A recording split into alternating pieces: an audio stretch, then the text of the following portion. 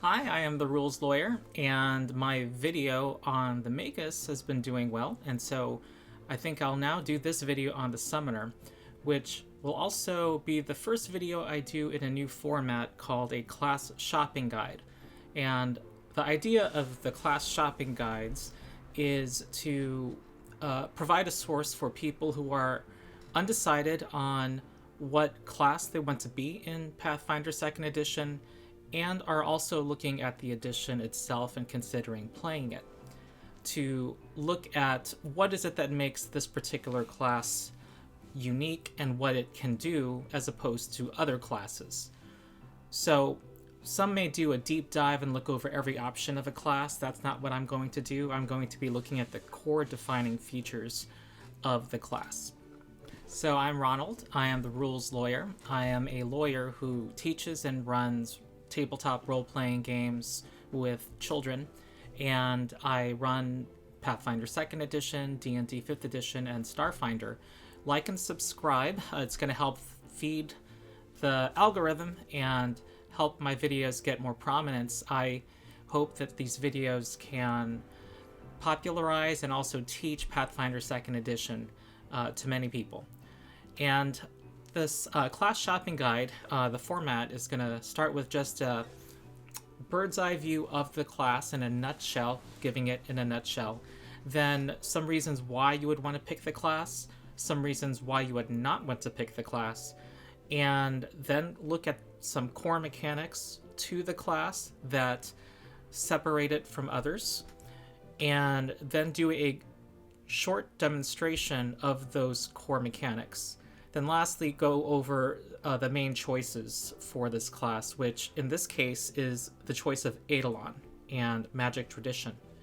So, the Summoner in a nutshell is the magical creature class. It's the class that gets to have a customizable spirit or animal or whatever you want to call it, that can have special abilities that you can mold to be whatever you want it to be.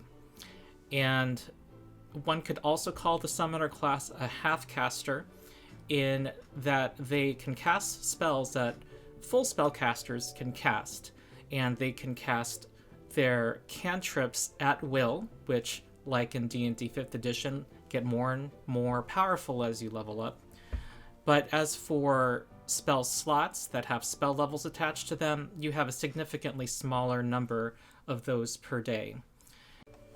Now, does it have any analogs to classes in D&D 5th Edition? I would say not really. The closest thing you get to the Summoner is in Tasha's Quadrant of Everything. There's an option for the Ranger to have a animal companion called a Beast of the Land that they can flavor any way they'd like. But that's the choice for that. In Pathfinder 2nd Edition with the Summoner, you have a choice of between 10 different Eidolons. For each of those Eidolons, you get to choose one of two stat arrays, whether it is strength or dexterity based. You get to give it special abilities, evolutions. First, you get a free one at first level. Then you get more as you level up. Every even-numbered level, you get to add more abilities to it with your class feats. And so it's much more customizable. And that gets us to why you want to be a summoner. The first reason, I would say, is it's, again, the magical creature class. If you ever wanted to have something that you can make into anything you can imagine, this is that class. And also, think of it as an animal companion plus. There are classes in Pathfinder 2nd Edition that let you have an animal companion, but they are minions in the system. So of your 3 actions, you can use 1 action to command it and give it 2 actions. Whereas the Eidolon can use 3 actions per turn, and what you effectively have are 4 actions between you and your Eidolon, and either of you can use 3. And you're basically equals, unlike what an animal companion is. Also, more of your class power is in the Eidolon, and then with a animal companion. Also, your Eidolon has the fighting ability and the proficiencies as you level up comparable to a martial class like a barbarian or a ranger, unlike minions, which are kind of secondary to your main character. Another reason why you'd want to be a summoner is the sheer customizability. Again, you can make so many choices for the Eidolon, and in addition to choosing what magic tradition you want to have. So the next reason would be that you want to be the magical creature. This is an option for you. There's a low-level feat called Meld into Eidolon, where you actually can merge with the Eidolon's physical form and be the Eidolon and have its special abilities in combat. Now, why would you not want to be a summoner? First, there has to be a clarification in that the summoner is not about summoning. The summoner can summon creatures because it has access to spells, but that's also true with any other spellcasting class. But that's not the main shtick of the summoner. It's the Eidolon, which they summon and provide themselves as an anchor to this reality. So the other reason why you would not want to be a summoner is maybe you actually want to have an animal companion instead, and have your main character have the power comparable to any other class. Here, your power is more divided between your main character and your Eidolon. And perhaps you also are actually looking for a familiar, which is like a small pet, a tiny creature that has utility and small boosts that you can change every morning, which is what familiars do in Pathfinder 2nd Edition. Another reason is, one of the reasons to choose the summoner, another reason to not choose the summoner is the customization. Perhaps you don't want to make so many choices when you make your character. Perhaps you just want to make something pretty quickly and start playing. And the last reason not to play the summoner is there is some more complexity turn to turn. Instead of having 3 actions to worry about for your one character, you have effectively 4 actions between 2 creatures. So the core mechanics of the summoner. The summoner has an Eidolon, a powerful creature comparable to a fighter or ranger in terms of sheer martial power that you furthermore can customize and give special abilities to. You are the anchor for it. It cannot exist in this reality without you manifesting it, which takes 3 actions for you. And when you do that, it immediately gets 1 action to use that it must use right then. Something I should clarify is that they also share their pool of actions.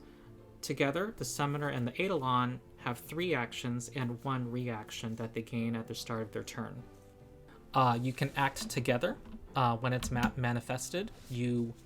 Either of you uses 1, 2, or 3 actions, and the other creature gets to use 1 action. And between the 2 of you, either of you can go first. You also can share senses.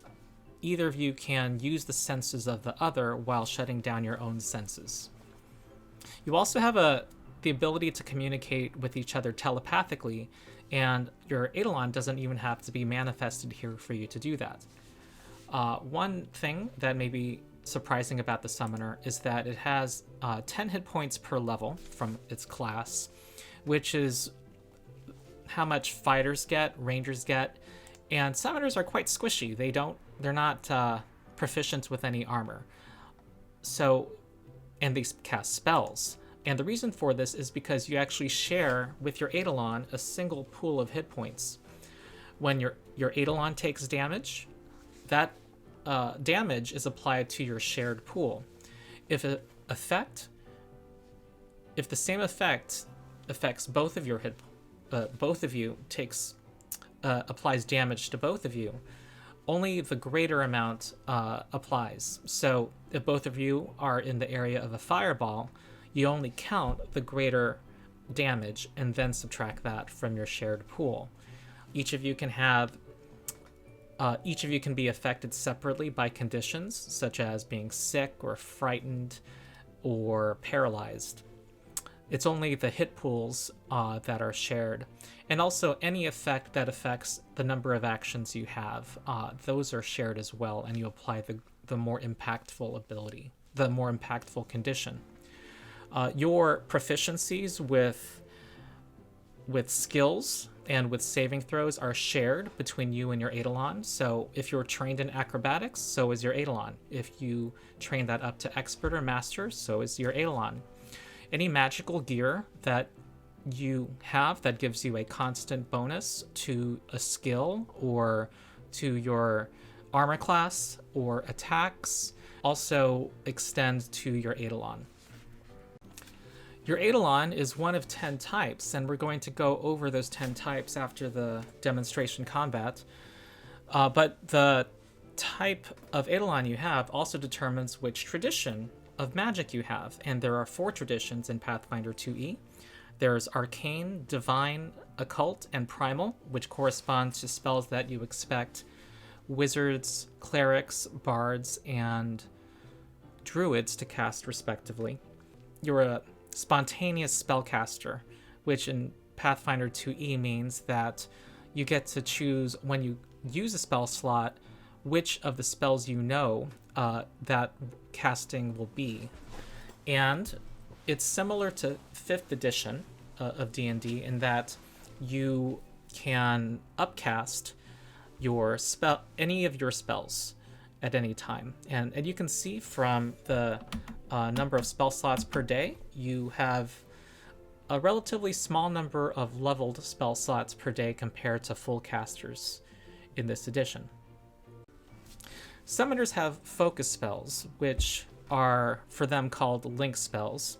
And focus spells use a focus point from your focus point pool. And your focus points, you start with 1 point at first level, can be replenished with 10 minutes of refocusing. And your default focus point spell at level 1 is Evolution Surge, which lets you for 1 minute, give your Eidolon the ability to have dark vision, have scent up to 30 feet, have a swim speed, or get an increase in its speed of 20 feet. And this can give you more abilities as you level up, such as becoming large temporarily, becoming huge, gaining a climb speed temporarily, or gaining a fly speed. And this lasts for 1 minute. You also get a link cantrip.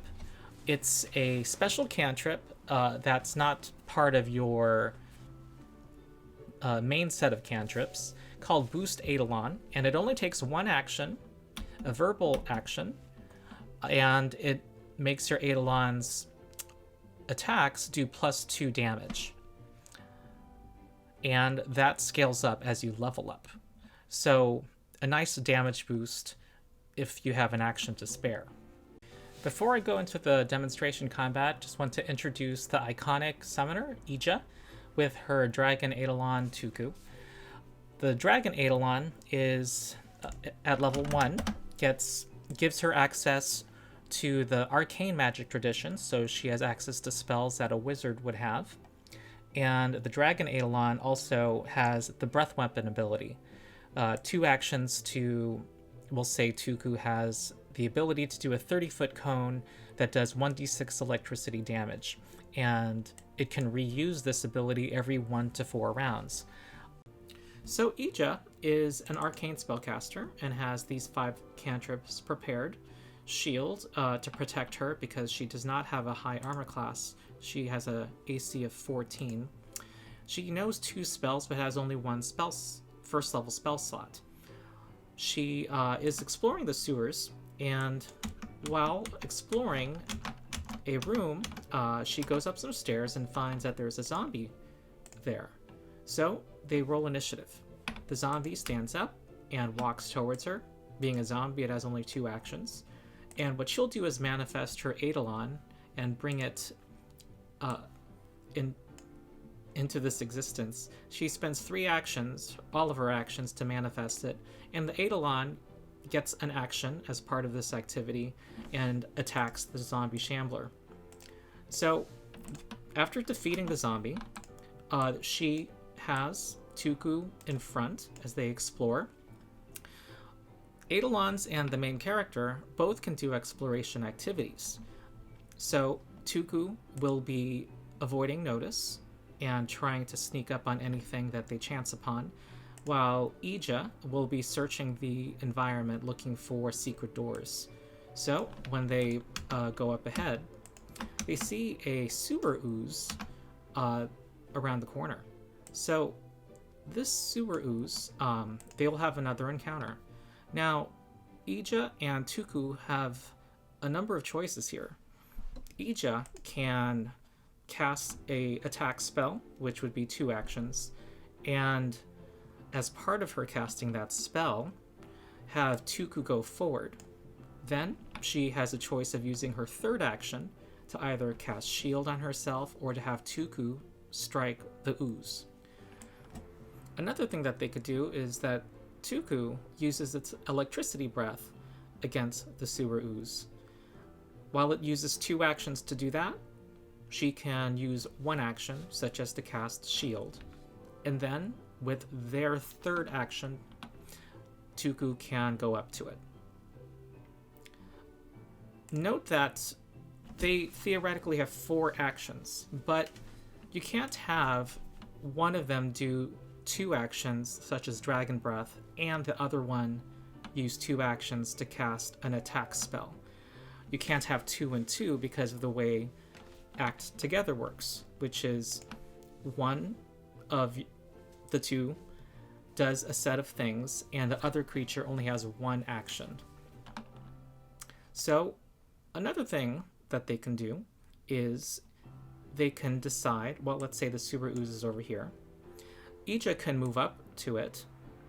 She wants to flank the creature and set up a more accurate, well, lower its armor class by making it flanked.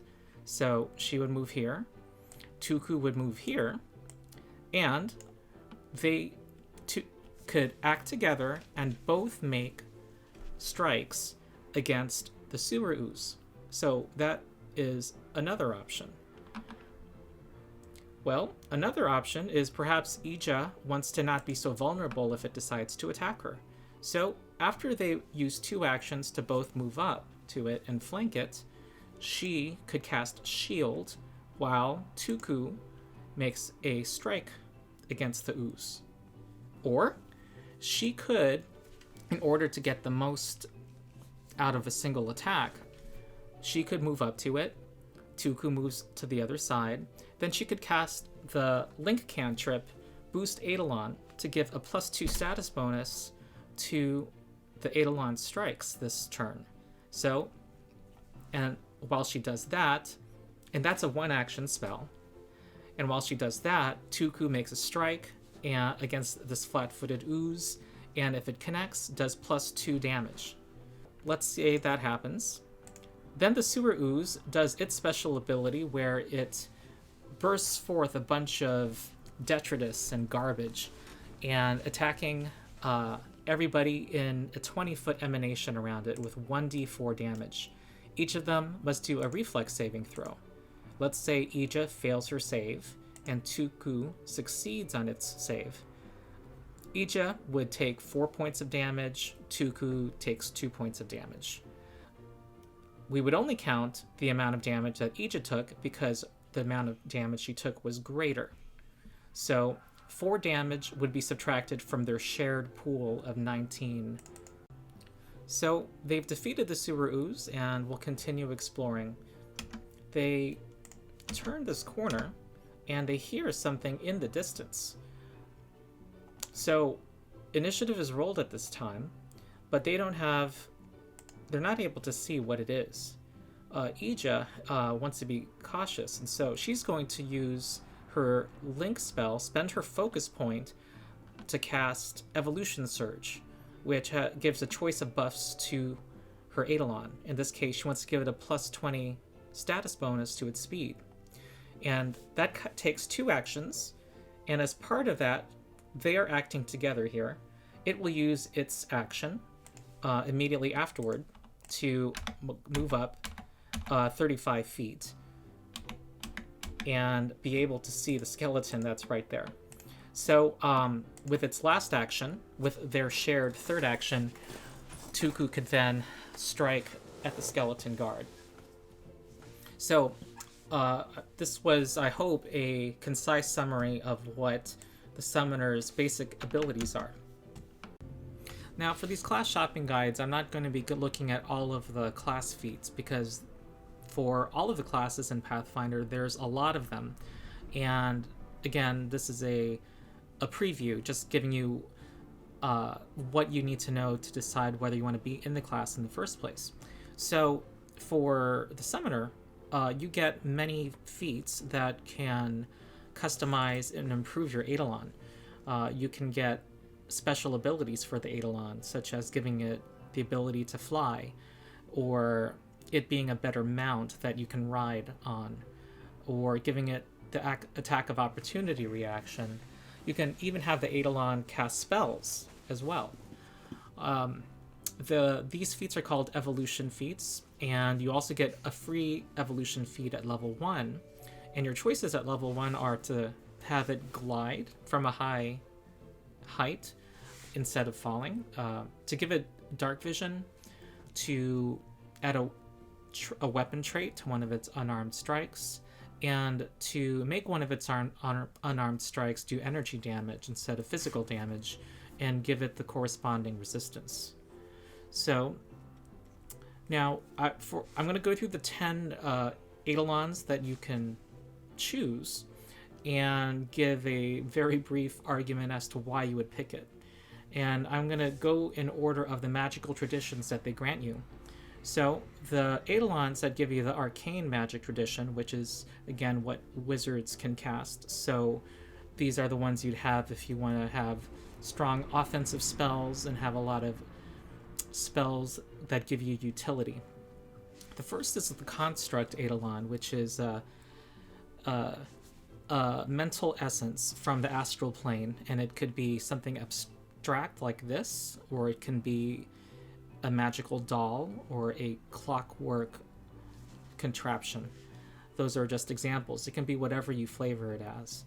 And for all the Eidolons, they get an ability at first level, and then a more powerful ability at 7th level, and then yet another one at 17th level. At first level, the constructs get construct-like resistances to things like mental effects, emotion effects, to stopping bleeding. Then at 7th level and 17th level, they get bonus evolution feats that you can switch out. So if you would want to get a construct Eidolon, if you want to have the ability to pile on more evolutions and have the ability to plan ahead and adapt your Eidolon to what you expect to happen on that adventuring day. Kind of in theme with Arcane spellcasting. Next is the Dragon Eidolon, and exemplified by our iconic Ija. The Dragon Eidolon, pick this if you want to have classic dragon abilities. In Pathfinder 2e, they get Dragon Breath at first level. At 7th level, they get the ability to spend 2 actions to do 3 strikes, which includes their primary attack and their 2 secondary attacks. At 17th level, they get the ability once per minute to do a much more powerful version of their breath weapon that does double damage. The next spell tradition is the Divine Spell Tradition, which is what clerics get access to. So it's the spells that do healing, give support, that buff allies, that affect life and death, and deals with extraplanar creatures. So the first Eidolon is the Angel. It's a celestial from one of the good aligned planes, and it is a good aligned creature, obviously.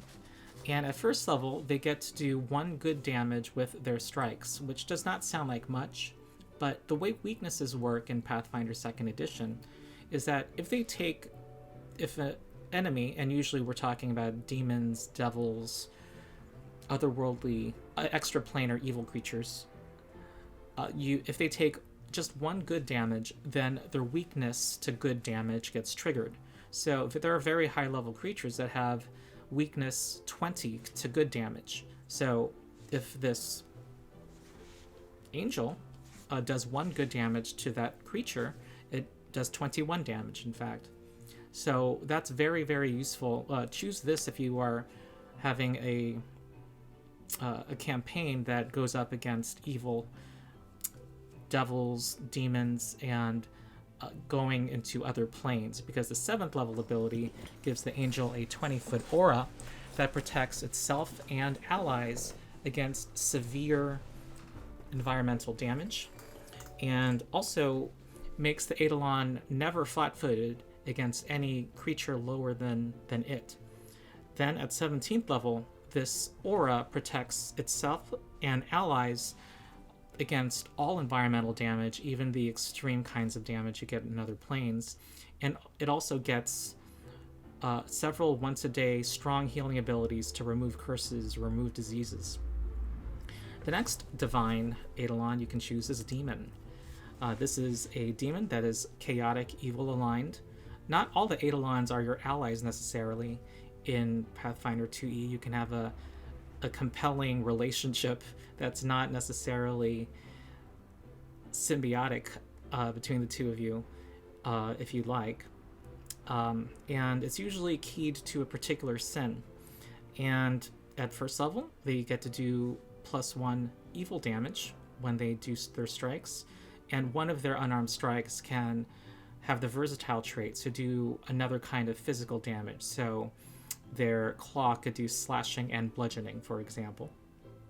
Then at 7th level, they get the very strong ability, takes 2 actions called Visions of Sin, where they target a creature and cause them to lose their ability to do reactions or lose some of their actions.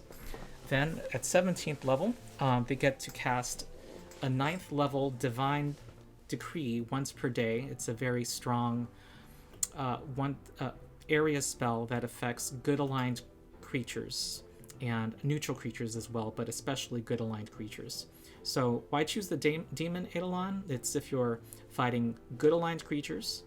Alignment damage only harms creatures that are of the opposite alignment, so that is important to consider.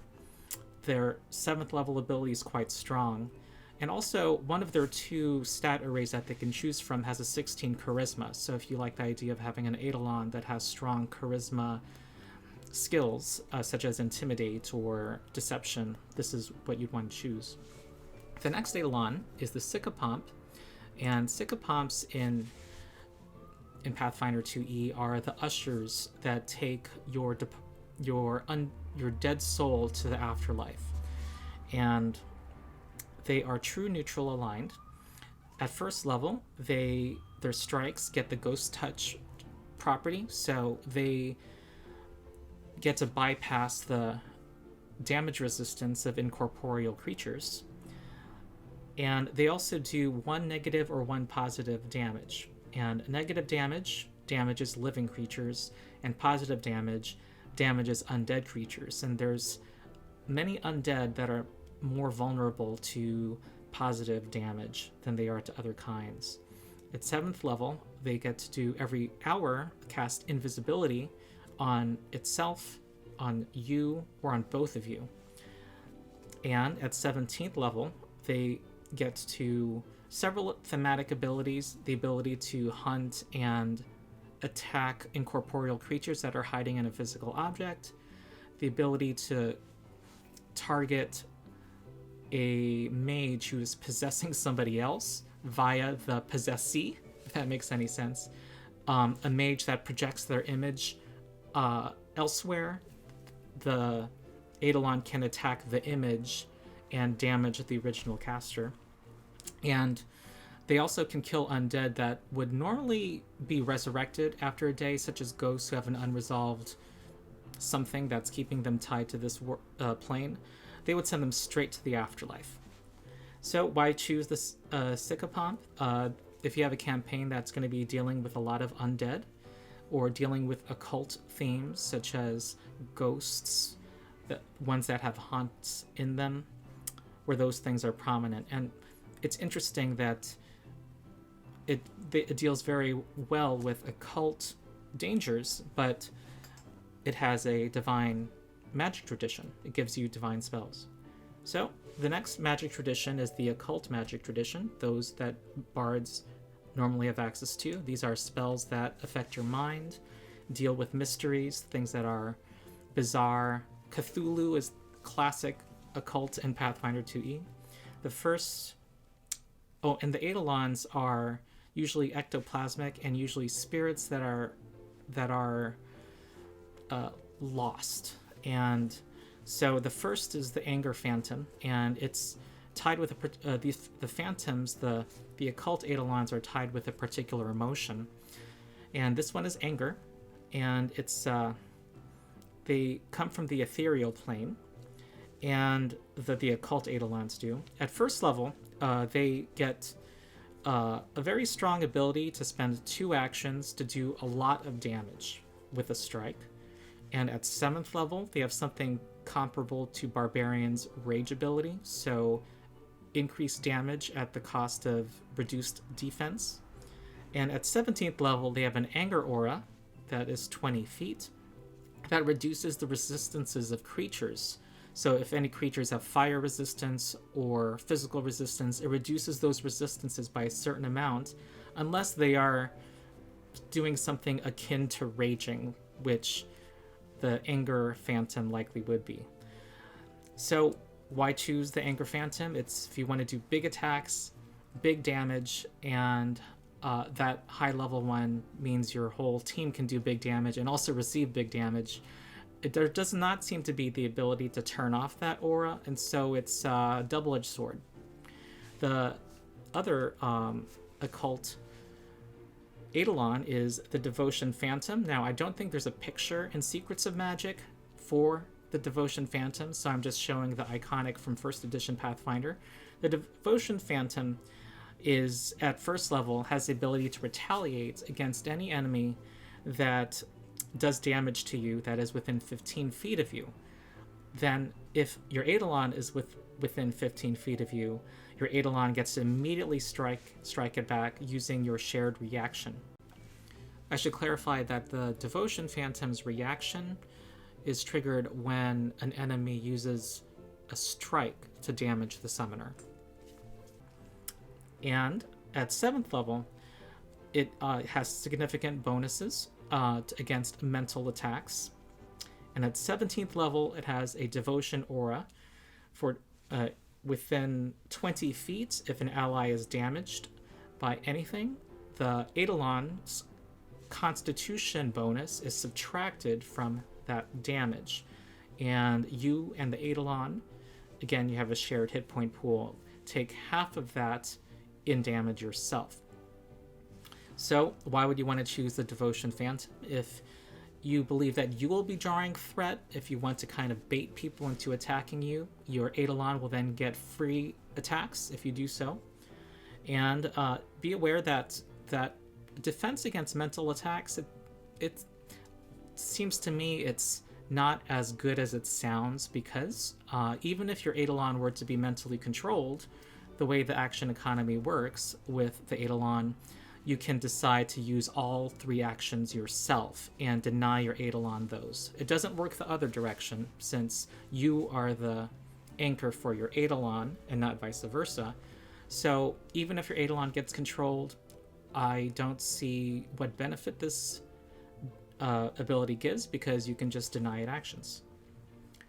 Maybe there's something I'm missing. Leave a comment if you know. So the last magic tradition is the Primal magic tradition, that usually associated with druids. In Pathfinder 2e, there's not only nature-themed stuff, but a lot of offensive magic that, like Fireball, that in D&T 5e, I don't think druids get that, by default at least. And there's also the strong spell Heal, if you want to heal allies. So the first Primal Eidolon is the Beast. So here's your classic magical beast. It embodies life essence. At first level, it basically gets the ability to charge towards an enemy, to use 2 strides, and make a strike for the cost of 2 actions. And if they traveled 20 feet, at least 20 feet, and in a straight line, they get a bonus to their attack. At 7th level, they get Primal Roar, which uses 2 actions to try to demoralize all enemies that can hear it. And it ignores the usual requirement to share a language with the targets. And at 17th level, it can use 2 actions to do a strike against, do up to 4 strikes, each of them against a different enemy within its reach. So why choose the Beast Eidolon? If you're okay with your Eidolon charging ahead and drawing some threat, like some enemies will want to attack that big creature that has charged ahead and is now probably in front of the rest of its party members and has the ability to do a lot of attacks, especially at those highest levels. So the next Primal Eidolon is the Fae. It can be a plant-like creature or fairy-like creature, other kinds of creatures you associate with the wilderness. And this comes from the first world in the Pathfinder lore. At first level, you basically get an expanded spell list. You get not only access to primal spells, but you get to treat arcane spells that are in the illusion or enchantment school of magic as primal spells. And in addition, your Eidolon gets cantrips, which technically it's via a level 2 feat, but you get it at level 1. Then at level 7, they get access to a spellcasting feat that is usually reserved for level 8 and up, that gives them some leveled spell slots. And then at 17th level, they get to, during your daily preparations, cast a contingency spell that basically defines a trigger for another spell effect to go off. So why choose the Fae Eidolon? Spellcasting is the obvious reason. If you want those schools of spells, and if you want your Eidolon to be casting spells as well, this is your choice.